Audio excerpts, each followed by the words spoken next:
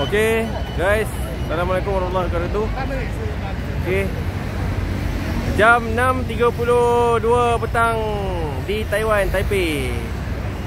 Tengok baru 6.32 dah gelap macam pukul 8.30 tu. Okey, tengok. Tiba malam di Taipei. Okey. Tunggu Sat. Minta jalan.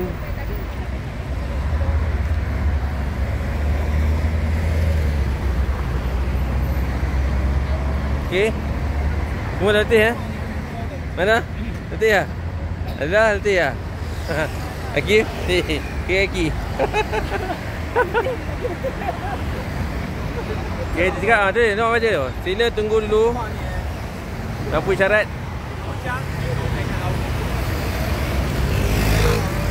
Okey. Dah tunggu Sat, lampu isyarat sebelum kita boleh melintas. Kerana banyak motor dan juga kereta. Okey.